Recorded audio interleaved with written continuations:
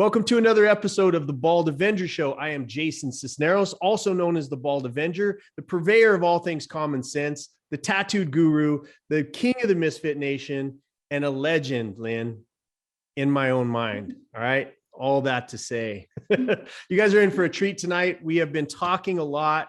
You guys remember going all the way back to Seth Keshel, who is how I found our tonight's guest.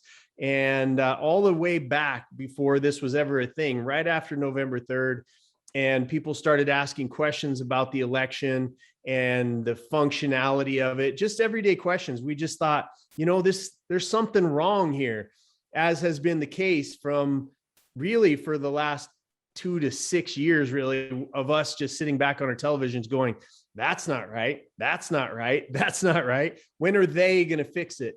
And it turns out that the they that's going to fix it is actually us.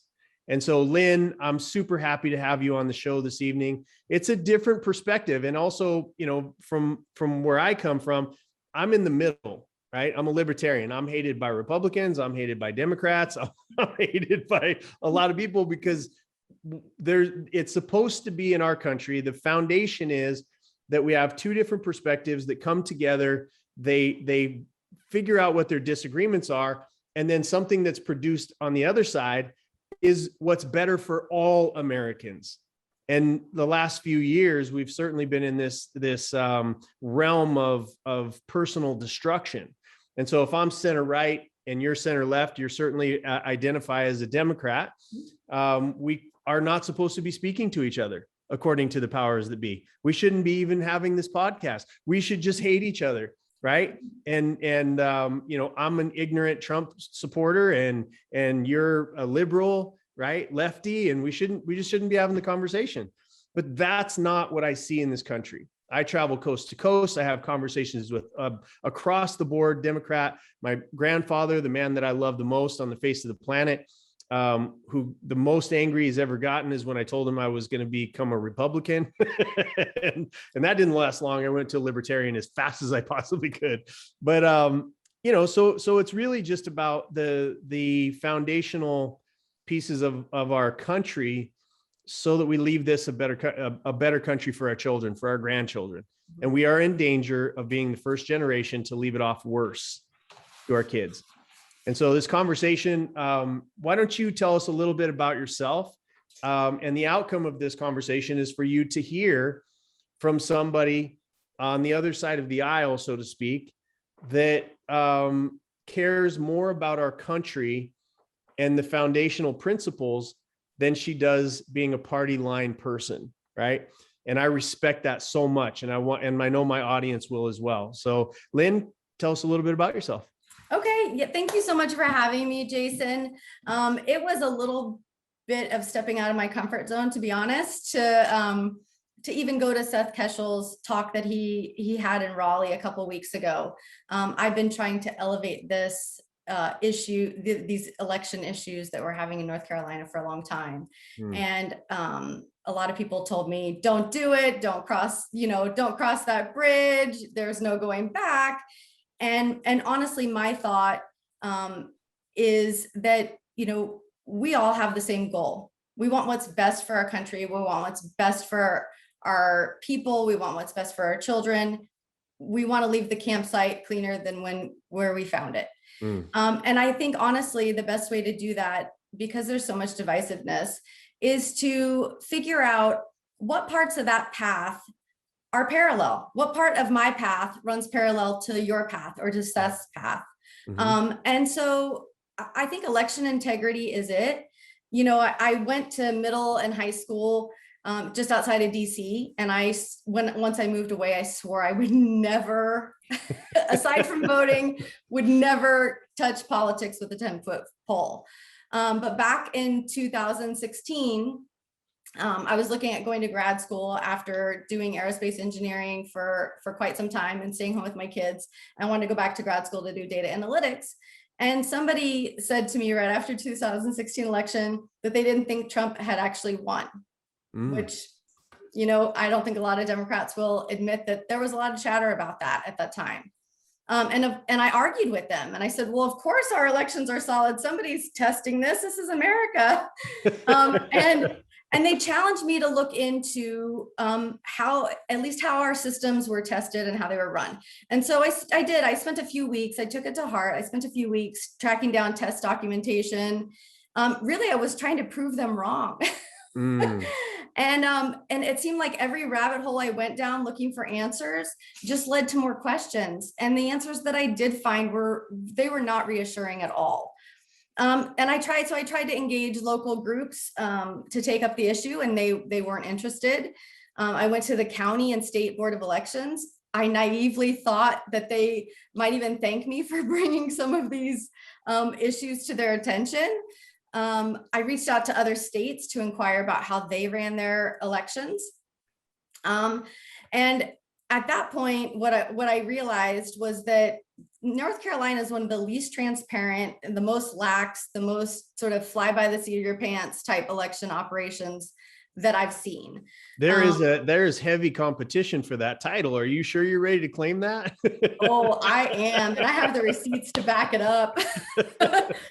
And I even went to our Secretary of State, right? Because most states, the Secretary of State is the person who oversees the Board of Elections, but in our state, the Secretary of State, that's not part of their job. And so what we have here is a non-standing bipartisan legislative oversight committee. And I'm sure you can imagine how well that works out for our state. Right. I would actually caution other states right now that are talking about moving their oversight to their legislative branch. It has not worked out, I think, mostly because the legislators, they're not solely responsible for our elections, right? These committees sort of turn over every election. They sort of look at each other and say, somebody else will do it. And I did. I got this sort of collective shrug. Yeah. I went to the media, and the media, they said, no, we're not going to elevate this issue because we don't want to suppress voters. And I thought, wow, I have way more faith in the American people than that. I think if the American people knew the problems that we were having with our elections, that they would actually do something about it.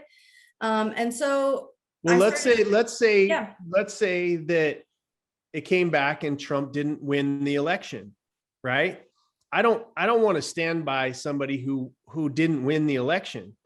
I would say count it, right? And I was adamantly opposed to Hillary Clinton above all things, like I would have rather walked across nails than to see her, become our president. Same thing with Joe Biden.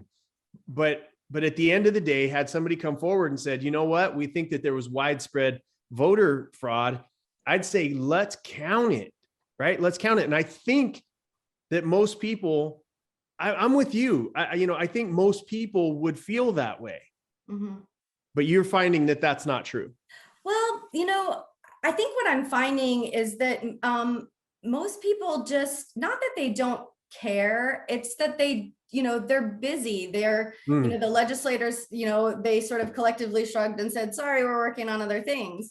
And that was 5 years ago. And so essentially I decided, if I can't pass this baton onto some group or somebody, that I was going to have to do it myself.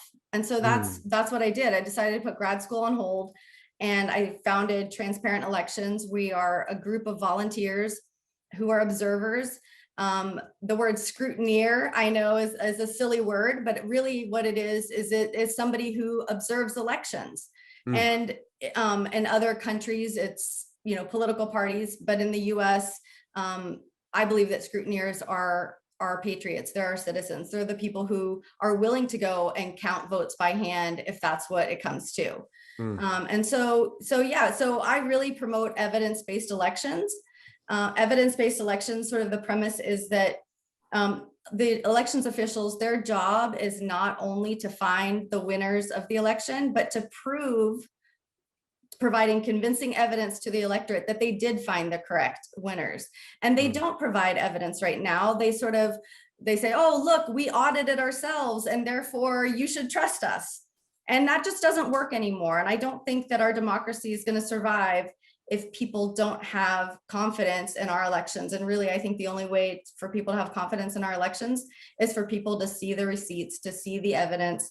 And it's not difficult for states to provide that to the people. Well, we've to your point, we've lost trust. We've lost trust in our tech giants, right? We gave them a little bit of trust and said, you know, you'll be great with our data. It'll be fine. Like, I don't have anything to hide. And then you can shut down the entire, like, they get to act upon our First Amendment rights, right? And we trusted our phone companies. You'll protect our data. You'll protect, you know, these types of things. We trust you, government. We trust you, media. We put our trust in these institutions. It's been damaged. Yeah. It's been severely damaged. And I think you're right. Earlier, you had said that, you know, no one's coming to save us. This is up to us. And actually, you know, if we think about it, we are of the people, by the people, for the people. That means we need to get involved. This is our democracy, and our elections are really the foundation of that. And people, and this little group of people, I want this to be known before you continue here, but this little group of people that you put together, I don't know if it's a big group or a small group, but you put together these volunteers, and you don't raise money anywhere. Correct. Yeah. Nobody's paying you. Like, I asked you at the beginning, where can we send some donations to support you? And you're like, nowhere. Nope. Which I think should change, because patriots, again, a lot of people have this connotation of what a patriot is, right? We think it's all Donald Trump people who are, again, it's not. Patriots love this country. And whether you're a Democrat that loves this country, a libertarian, or a Republican, makes no difference. If you love this country, you're going to do what's right ahead of your own self-interest for this country. And we, the people, originally, right? That's what I've got behind me here. This sign back here that says "We the people." It's a reminder that it's not them, the politicians. We have the leadership that we deserve because we've abdicated our civic duty for so long. That what else do you think they're going to do? They're going to take that power, and they're going to keep it and keep it and keep it and keep it, and take more freedoms, and because we're not paying attention. We're too busy abdicating what we're supposed to. What you're doing is a sacrifice for this country. What every volunteer who's working with you has done is a sacrifice to the country, because you're doing it unpaid and because it's your civic duty. Right. And you're calling the rest of us to say, you know what, do your civic duty. And here's how. So I just want to point that out. You're not doing this for money. You're actually sacrificing, not at all. which is what the founding fathers asked for. Yeah, I mean, I have sacrificed a lot. I'm not going to grad school. I didn't go back into engineering where I could make gobs of money. I'm pretty much working from home and trying to encourage everybody I can to get involved. Call or go online to your Board of Elections website, find out when their meetings are, find out how you can observe in your state. It's different for every state. Really, our value, the value of our group, Transparent Elections NC, are the volunteers, because you know, you can pay somebody to go and observe, but if people's hearts aren't in it, it's just not going to work. We need people who will take the time to understand the elections, take the time to go and talk to their elections officials. You know, these are for the majority of them are good people. They're really just patriots trying to do their jobs, generally without much funding from the federal government. And for the most part, they're just following the procedures that the decision makers have set. And so, you know, if you have a beef with how your elections are run, figure out who's making those decisions about, you know, whether or not you have bipartisan chain of custody. We don't in North Carolina have bipartisan chain of custody. We're having an election tomorrow, municipals for a lot of the state. And I think people would be surprised to find out, I was surprised to find out, that only the chief poll worker, the chief judge, goes to the Board of Elections the night before the election. So tonight they would be going to the Board of Elections office, picking up the tabulators that count our votes, all the ballots. They take those back home to their house, and it's called a sleepover.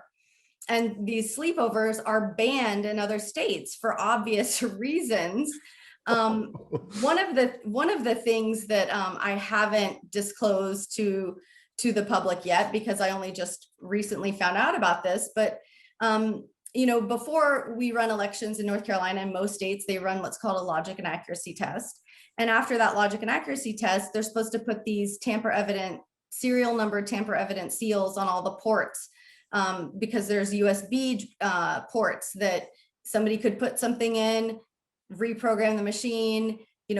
Elections officials will say, no, that's impossible. And then at the end of the election, and I will tell you that my county did not put those seals on those machines. They did not put them on the machines. And your county is? My county is Wake County, and we're the largest county in North Carolina. And so those elections officials have taken those machines home for the evening and the ballots. One of the things I can show you is, so a tamper evident seal this is what it looks like. So this is actually from my pizza. And you can see that, if you were to rip that, pull that off, it would be very telling. This right here is like a real tamper evident seal. And I'll show you what happens when you pull that off. Let's see here. Oh, wow. Okay. There's no getting that back on. Yeah.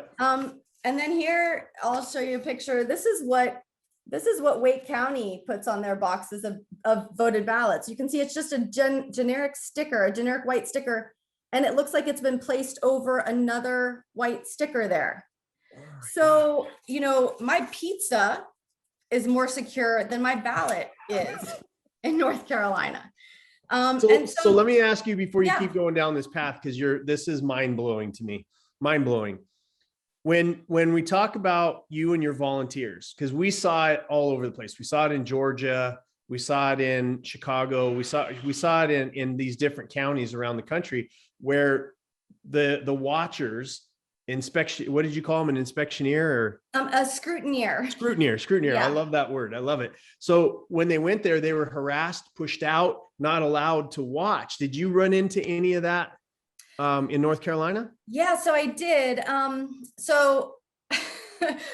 One of the reasons why I think I caught Captain Seth Keshel's attention was because in North Carolina, you can be an observer just as a member of the public, and our laws are super clear. And this is the law. Any member of the public wishing to witness the vote count at any level shall be allowed to do so. Okay. They made it that way for a reason. They wanted public oversight. We don't have really legislative oversight or Secretary of State oversight. They wanted public oversight. So for the primary for 2020, the Democratic Party asked me to be their head observer because they knew that I was already doing this work and they wanted me to put together a team of observers, which I did. And one of the things that I was having people check was that at the beginning of any election, we count by machine. So they boot those machines up in the morning, and then they print out what's called a zero tape.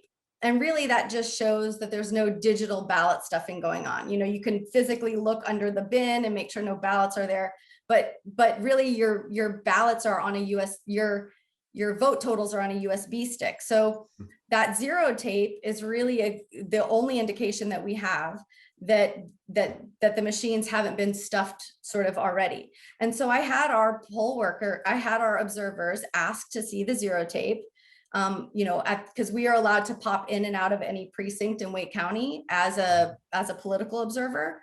Now the public, you can't do that. So there are different observing rules for every state, but at about 11 o'clock in the morning, our political party chair got a call from the Wake County election director, and he said, if your observers so much as ask to see another zero tape, I'm kicking everybody out for the evening, or for the rest of the day. And at 11 o'clock on November 3rd. This was for the primary.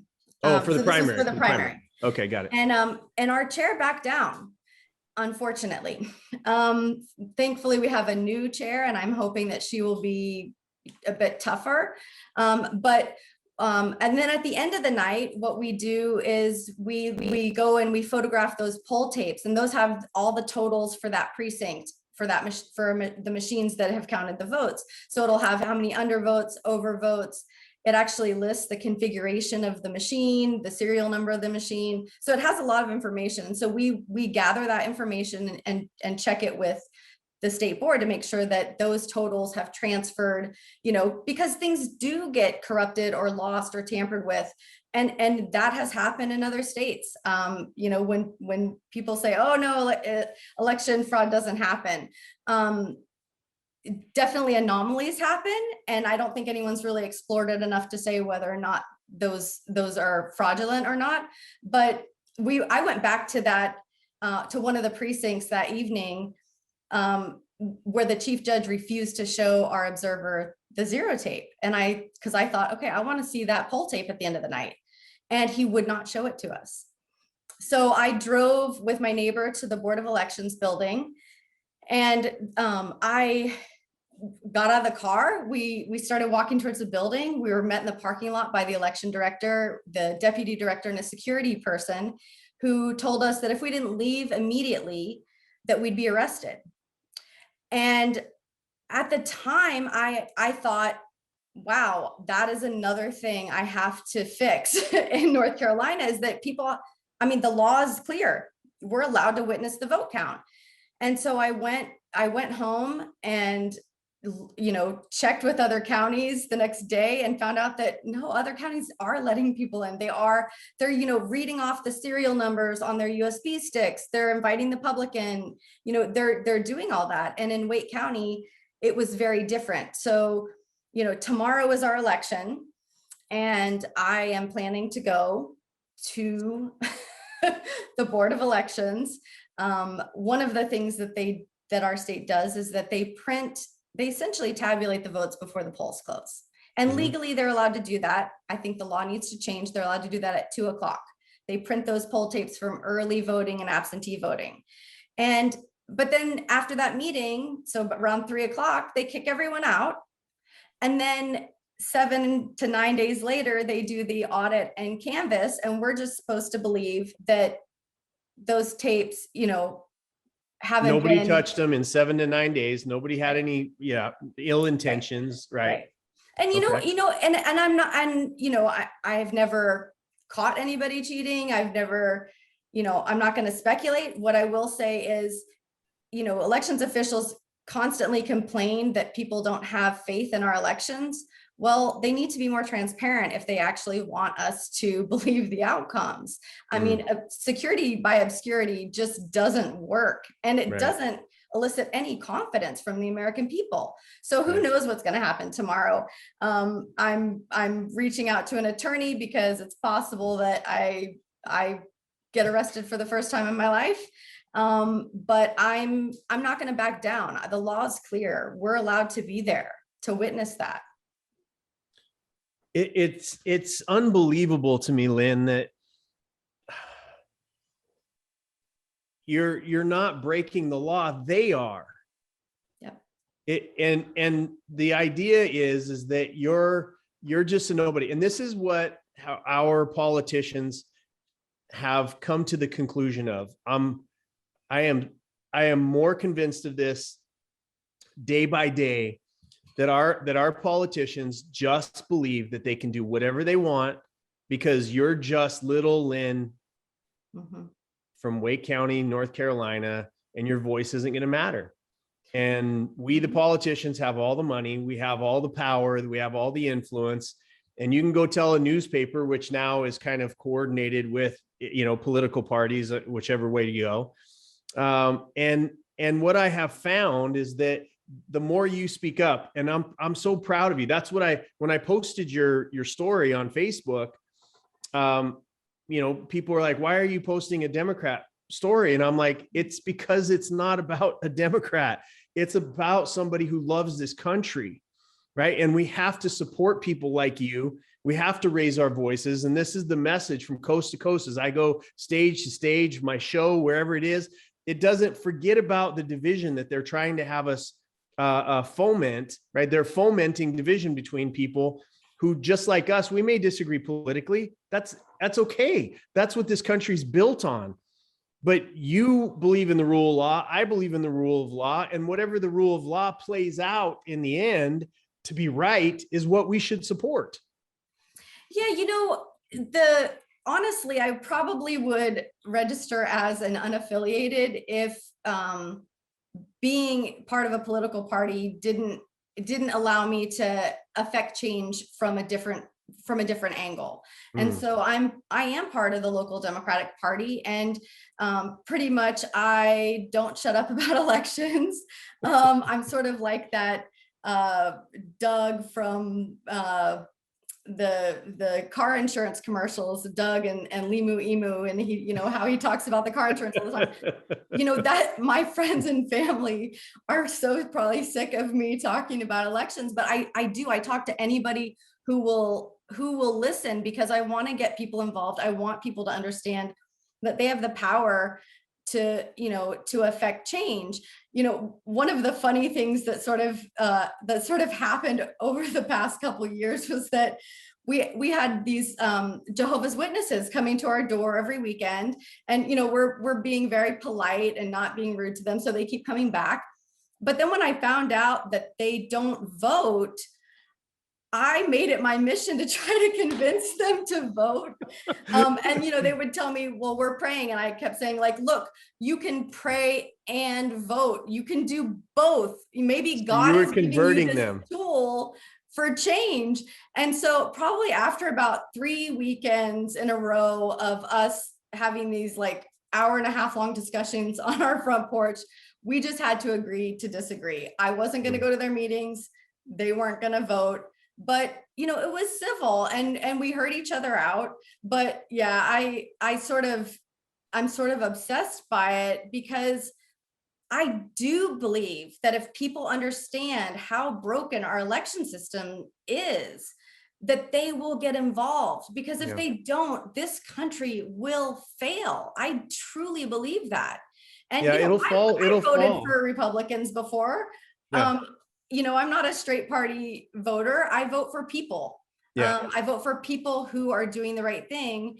And honestly, it seems like our establishment politicians, for some reason, they really don't want transparency and more security in our elections. In North Carolina, they won't even pass the budget for the state board to fund them. So now the state board might have to let go about 30 people.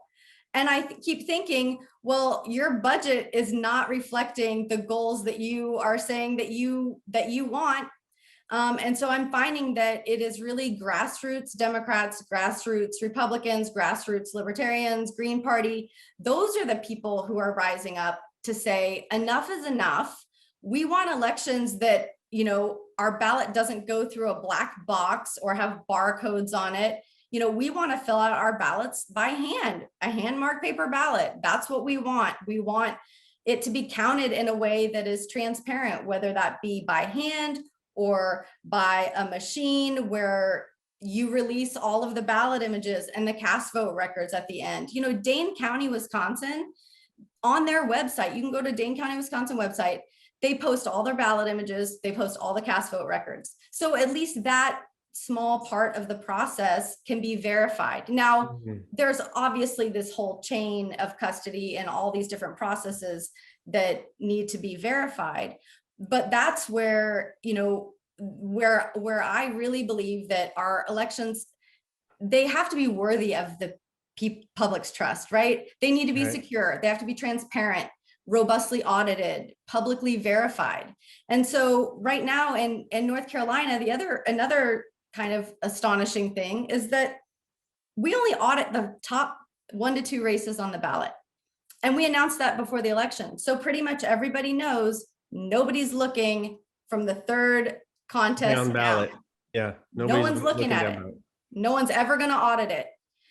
And the other thing that about this, and actually in every state, what other part of our society considers a self-audit to be acceptable? Yeah. How about our taxes? Yeah, I'll self-audit my taxes. Right. Right. Right. Well, let's talk. These are elections officials auditing their giving themselves a report card, right?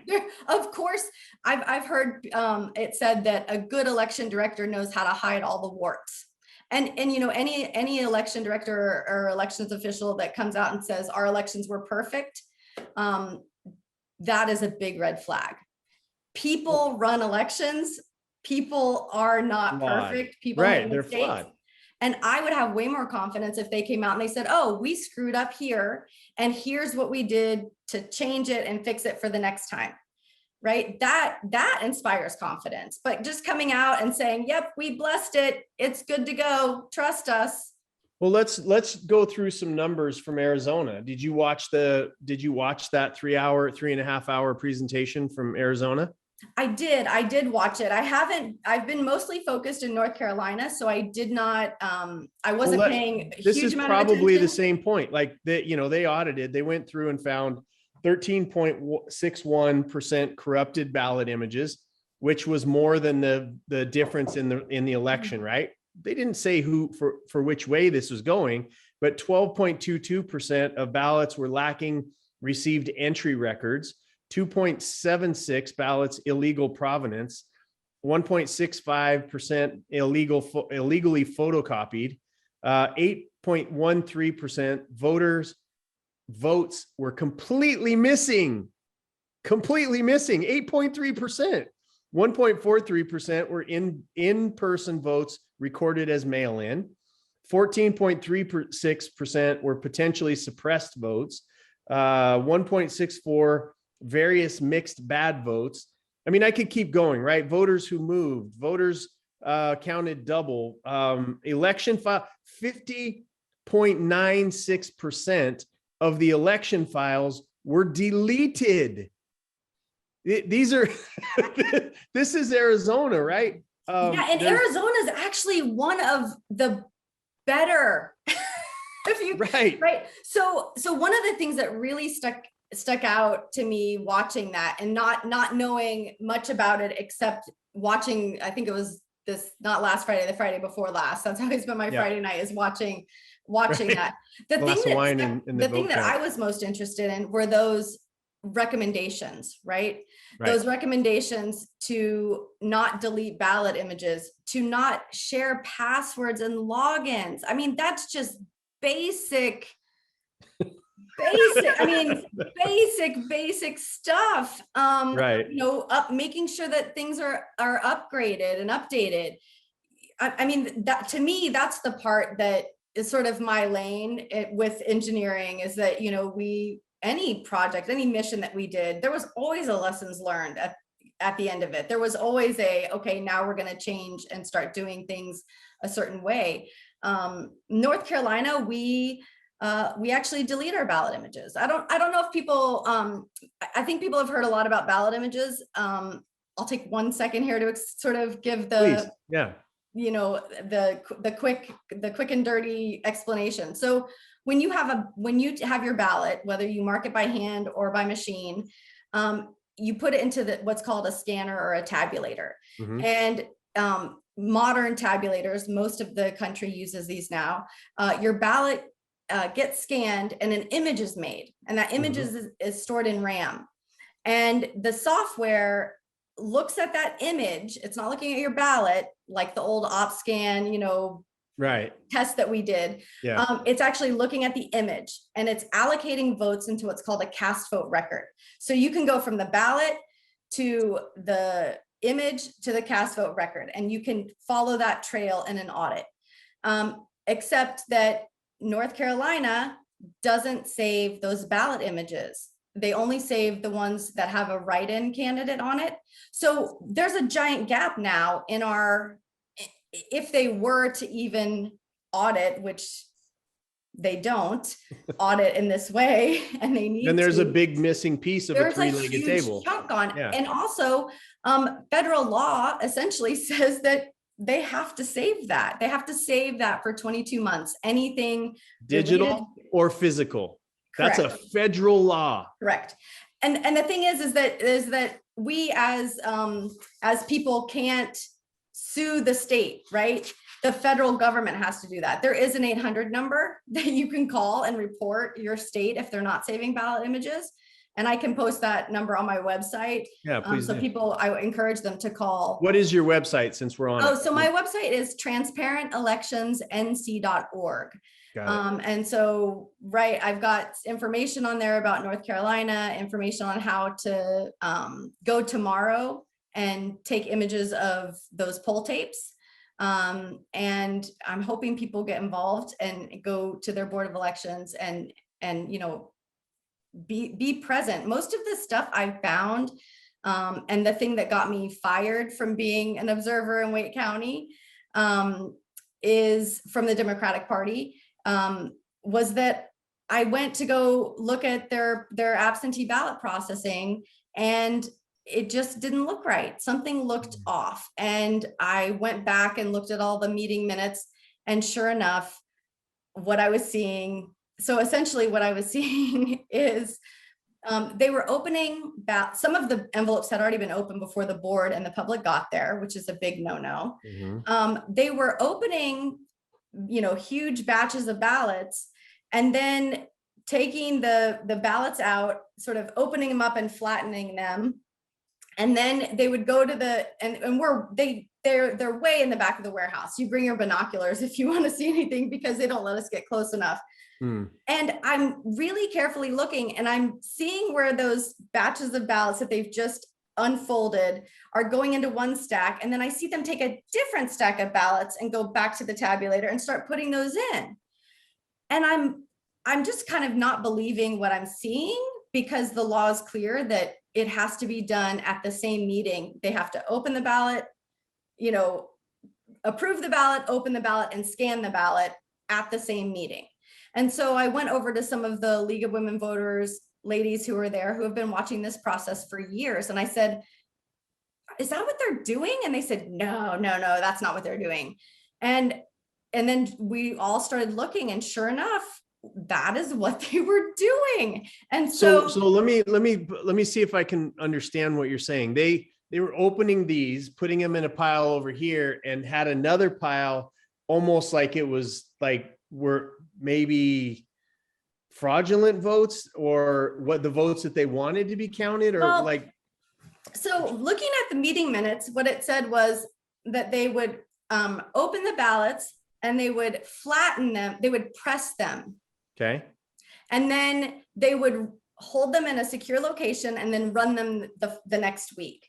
So the assumption that they wanted us to believe was that, and they're not explaining what they're doing. And it's very almost sleight of hand in a way. Yeah. Murky. Because right, these League of Women Voters ladies have been watching this for years, and no one ever realized that they were doing this. But so I called around my network, because I'm part of a couple national networks of elections officials. There's lawyers, there's advocates, there's computer scientists, you know, the whole realm of people looking really closely at our elections. And I said to them, have you ever heard of this, opening a ballot and not scanning it right away? And they said no. And so and a lot of what I had to do was sort of like what an investigative journalist would have to do. I pulled back the county commissioner meeting to see what our election director was saying about these high-speed scanners that they bought, because I knew that these high-speed scanners could handle creased ballots. And sure enough, there he is in the video in front of the county commissioners saying, hey, I need all this money to buy these high-speed scanners so we can scan our ballots and they don't get jammed. But yet here they are saying, oh no, we have to open these and press them so they don't get jammed. And I essentially elevated this up every flagpole I could think of. I was told to shut up about it, to stop talking about it, that people wouldn't have confidence in our elections. And I just couldn't do that. And so it was about 90 days before I had essentially spent 5 months banging this drum and saying, we have to change this process, meeting with legislators, trying to get people to follow the law. And so I was told to stop talking about it. And so I did an interview with Jenny Cohen. She really investigates election vendors and a lot of stuff that's going on. And so she did an interview with me, and it sort of went semi-viral on Twitter. And I got a call from our county party chair who said that they were going to ask me to not be an observer anymore because I essentially made them look bad. But, it was the Republicans and Democrats that both, were sort of doing this process. And so about 3 days before they started opening ballots for the November election, I was just spent at that point. I had spent probably 60 hours a week for 5 months. And it was 3 days before they were going to start opening these ballots again. And I was almost in tears at that point, to be honest. Right. I mean, I had given everything I had, and I'm not a person who quits. Even then I was thinking, okay, there must be some other way to make this happen. And one of the legislators actually did put enough pressure on the state board that they sent out a directive to all the counties to say, you cannot hold ballots anymore. You have to scan them in the same meeting that you open them in. But there were a few counties actually that still did it. Wake did not. They just glared at me because they were super pissed that well, they can fire you, but according to the law, they can't stop you from observing still though, right? Yeah, right. I can't be an at-large observer, which means that on election day, I can't pop in and out of any precinct I want to see what's going on in the precinct, but I can go to the Board of Elections and watch some of those processes. Like I said, they won't let people in on election night still. And that's going to be a lawsuit. I mean, I've gone through every route I can think of at this point, and they're just not budging. And so I am so proud of you, Lynn. Like, I mean, honestly, this is the kind of reporting that you should be on all the national shows. Hopefully somebody will pick you up from watching this. I certainly know I'm going to be calling Bannon's show and seeing if we can get you on there, because people need to hear this. This is a nonpartisan patriot conversation that we're having. Let me ask you a very partisan question. Do you think that the election was stolen from Trump? I've given this a lot of thought. Mm-hmm. And what I can say is, I don't know. And neither do you, and neither does anybody else. Right. And that's the problem. Right. That's the problem. One person can stand up and say, this was the most secure election in history. And maybe from their one point of view, from their one part of that whole chain of things that gets done, maybe their one part was the most secure in this particular election. But we don't have seals on our ballot boxes. We don't have seals on our machines. Our machines go home with elections officials at night. We don't actually audit per the law. Our law says we're supposed to audit a statistically significant sample after consulting a statistician who then gives a recommendation on how many precincts to audit. Well, I FOIA'd who our statistician is. Where's that report? I don't think it exists. And so we audit 2 precincts per county. And FOIA, for everybody watching, that's the Freedom of Information Act, that when a citizen or anybody requests something of our government, it's incumbent upon them to reply. Right. And the thing is that, I want people to understand that, while I may be an engineer and while I may be able to look at these test documents, I'm also a stay-at-home mom, right? Anybody can do this. Anybody can go and observe. Anybody can request public records from their boards of elections. And on my website, I have, things that you can request. A kind of a funny story. I know you like comedy, so I'm going to embarrass myself here for a minute. So, I'm encouraging people to fill out these public records requests. And last year I sent out an email to all 100 county boards of elections asking for public records. But there was a typo in my email. I left out the L in the word public, and spell check did not catch it, because public without the L is also a correct in word. our English language. And so Spellcheck doesn't care that I'm asking for pubic records. Right. And so, I wish I could say that I had only made that mistake once. Yeah. But last week I posted a template for people to fill out to get public records. And I made that same mistake and caught it about an hour later. So for anyone who filled out that template and sent that in, I am so sorry. It has happened to us. And I'm sure that either they didn't, either that Board of Elections that you sent it to either didn't notice, or if they did, they probably got a little bit of a laugh, and that's okay. Yeah. We're human. We're people, we're citizens we want every vote to count as the voter cast it, right? So like my neighbor and I, we vehemently disagree on who to vote for an election, but yeah. I want his vote to count. His right. vote should count. He yep. served in our military. He flew aircraft in the Navy. His vote has to count. My vote has to count, right? I want everybody's vote to count, even if I don't agree with your politics. I mean, this is just so foundational for our democracy. And I'm actually really concerned, and I sort of told my husband, he's been really supportive about me not going back to work, and because he realizes that this is really important stuff. Mm-hmm. And, what I want people to understand is that, and initially I kept thinking, okay, they're thinking I'm just going to get tired of this and give up, because other people in our state have worked for 3 or 4 years and then they give up.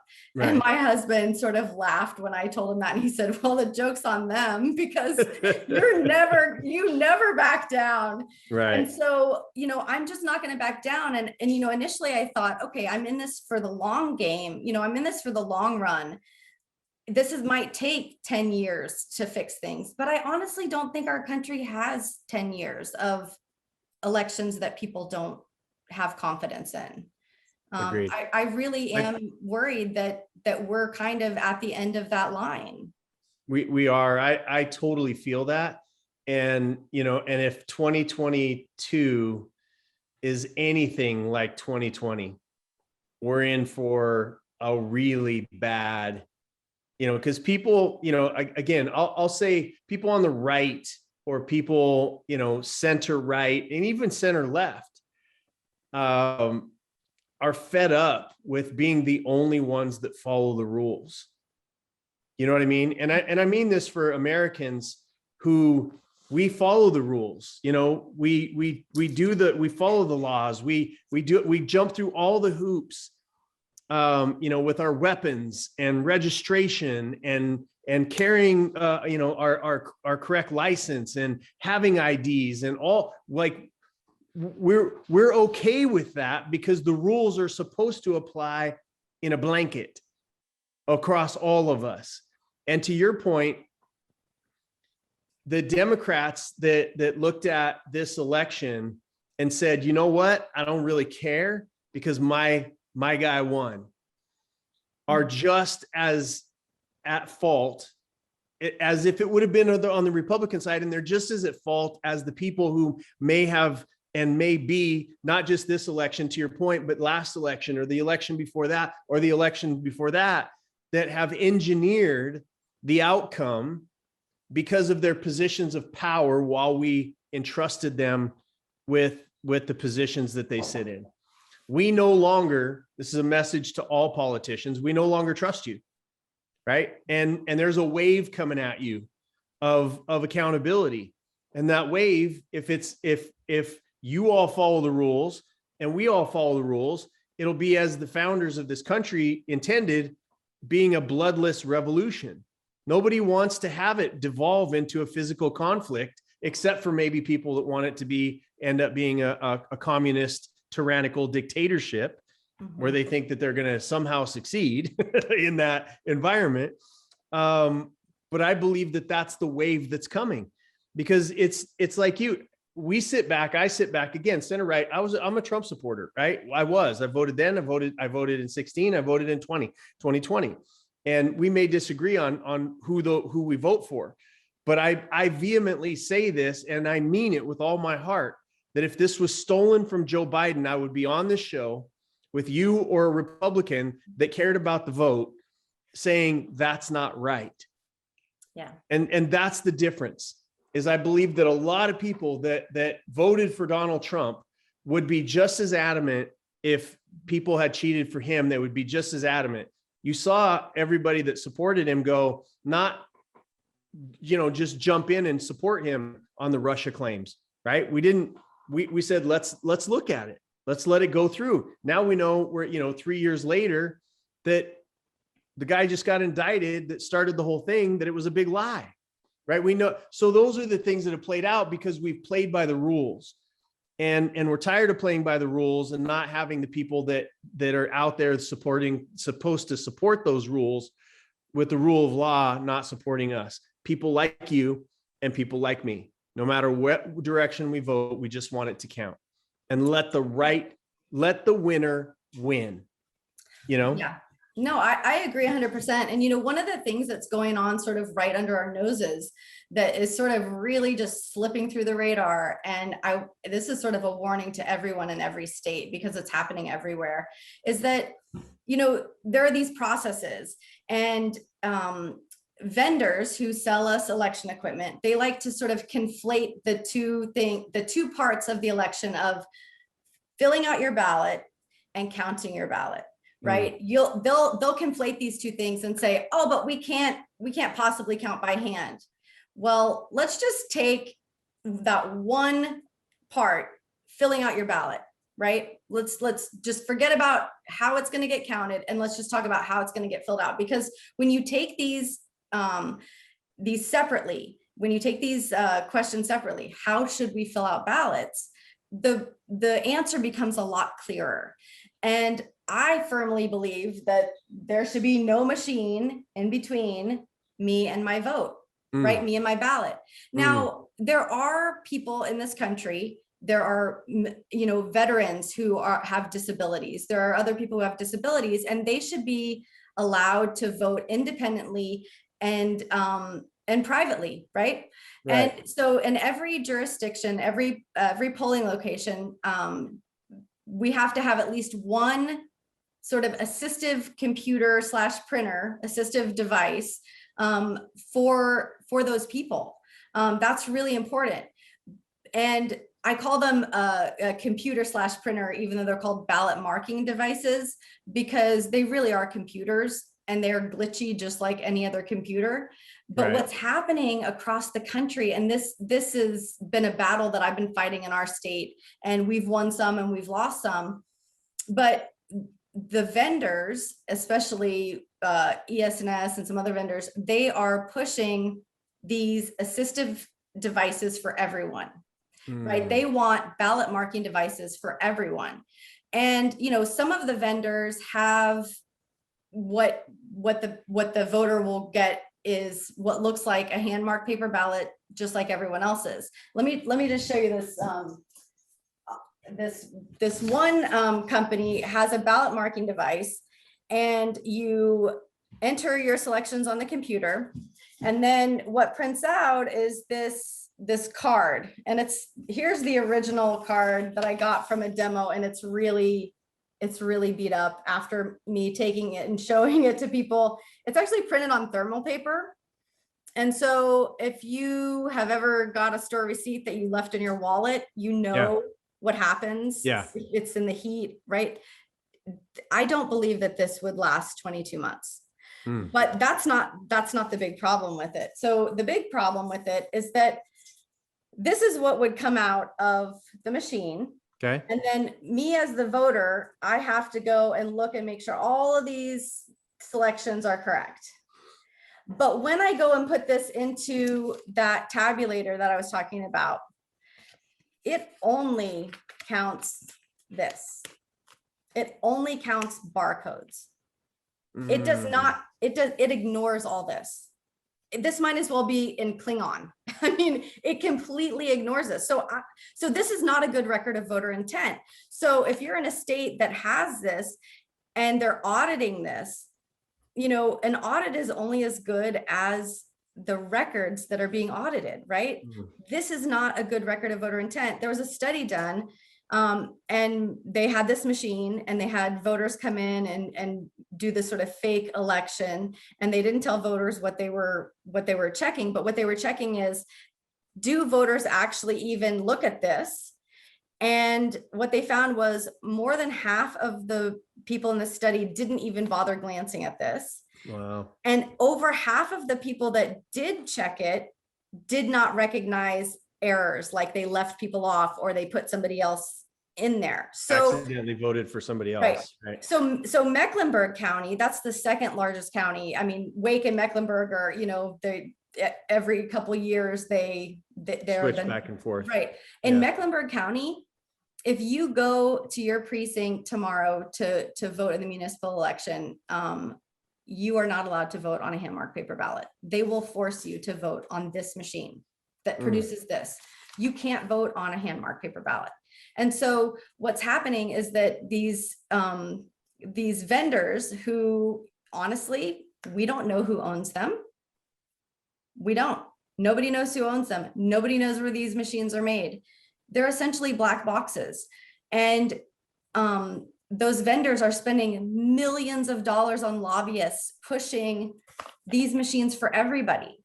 And that is happening all across this country. So if you go to verifiedvoting.org, there's a map, and you can look by year how different jurisdictions are voting, whether it's hand-marked paper ballots. And right now, the majority is hand-marked paper ballots, but they are pushing hard. They are pushing the politicians hard to get these ballot marking devices for everyone.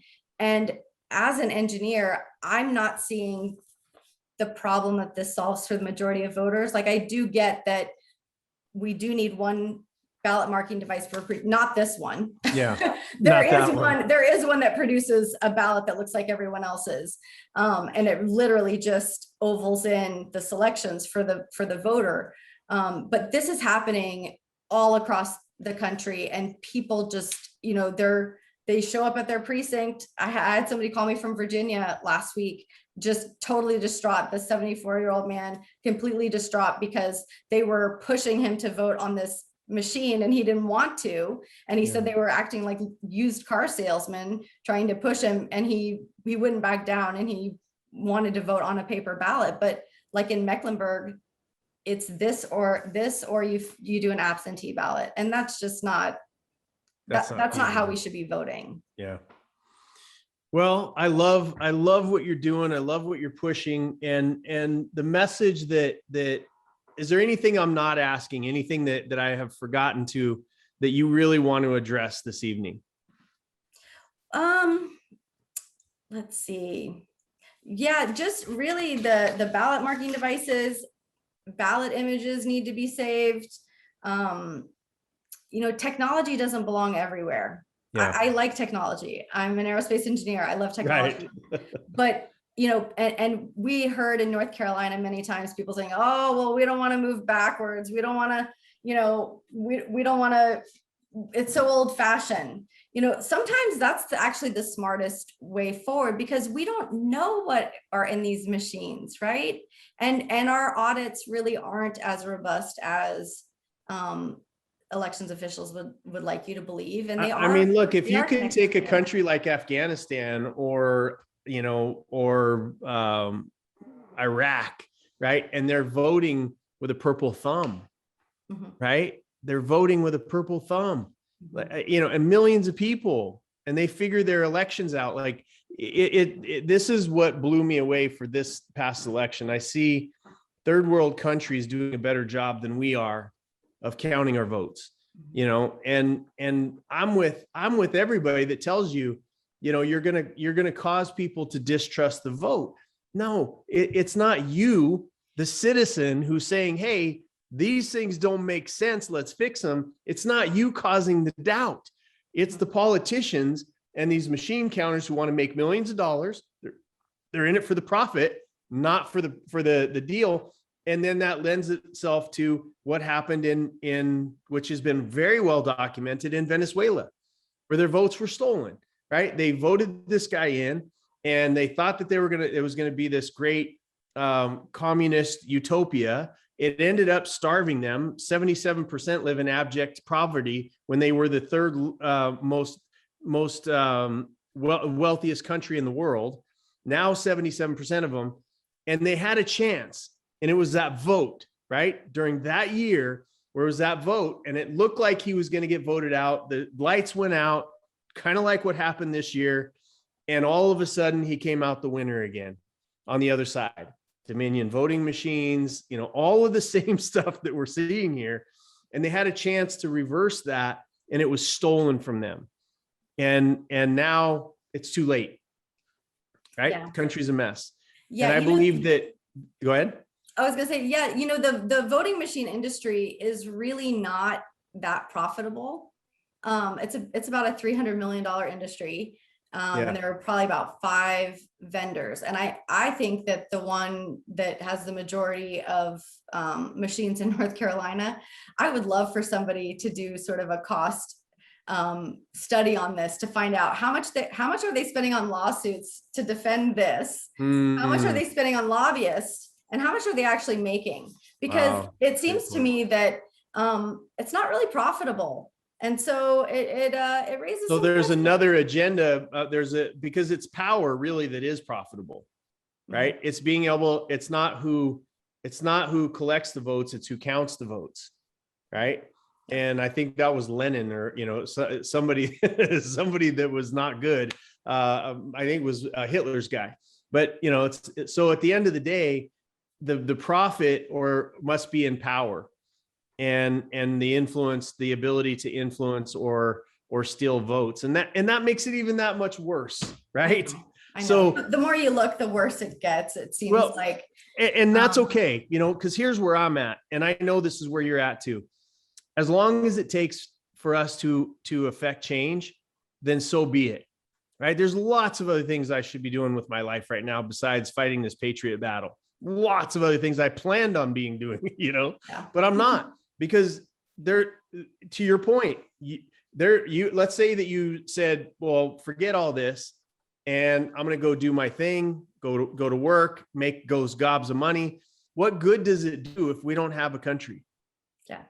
Right. Yeah. And I respect you so much for making that decision as a mom, as a wife, as a woman, as a working woman, as an educated working woman. Like I respect you so much, and I'm honored that you would come on my show to tell us, some of these things that are going on. What are the top 1, 2, or 3 things that you want to leave my viewers with that they can all go do next time around or starting tomorrow? What can they do? Because this is the biggest question I get. What can I do? Okay. Yeah. So I'll go where I started. Go to the website for your local board of elections. Find out when their meetings are. Find out how to observe in your state and your county. If you need to go to your political party to get more access, do that. Go to your political party. Tell them you want to observe. Ask for their procedures and processes manuals. Those are public record.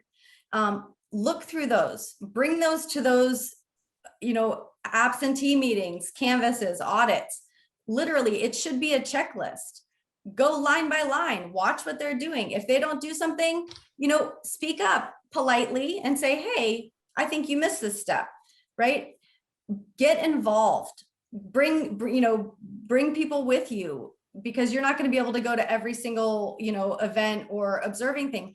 The more you find out about how your votes are cast, essentially, how are you filling out your votes? How are your votes being counted? Are they keeping a strict chain of custody? Are they doing audits?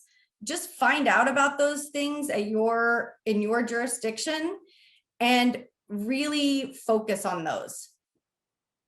I love it. I love it. I love it. I love it. And if people want to get a hold of you, we'll post this. Those of you that are listening on Spotify and iHeartRadio and whatnot, you can go to the website and find it.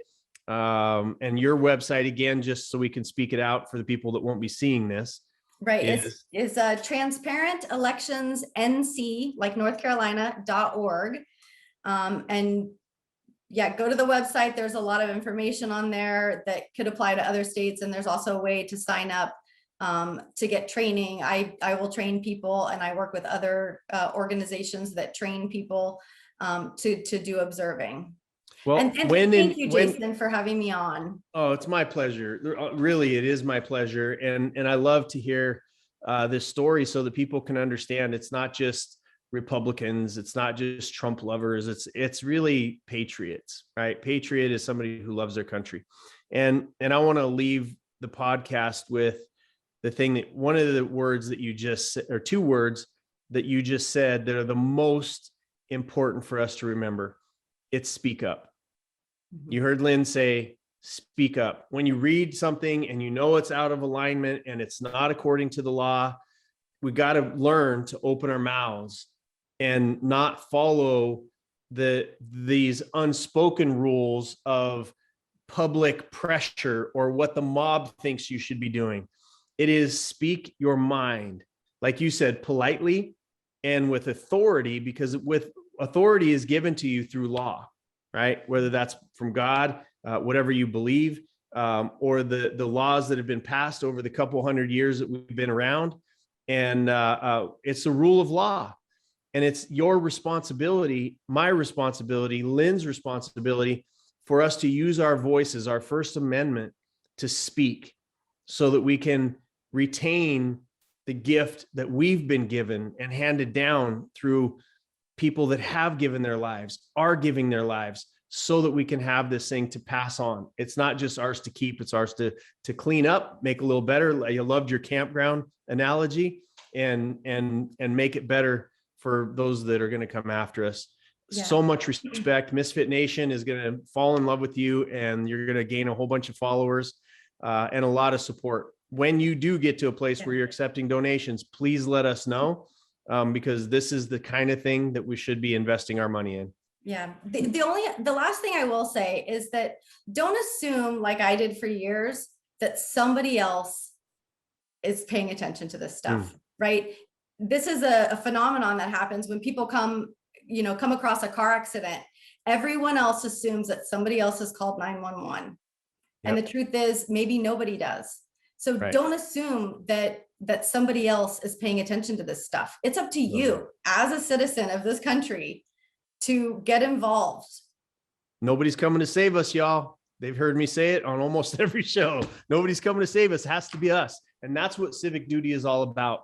Lynn Bernstein, thank you so much. And please extend my appreciation to your family for supporting you in the work that you do, and your neighborhood, the group of people that spend time to go and support you, the volunteers.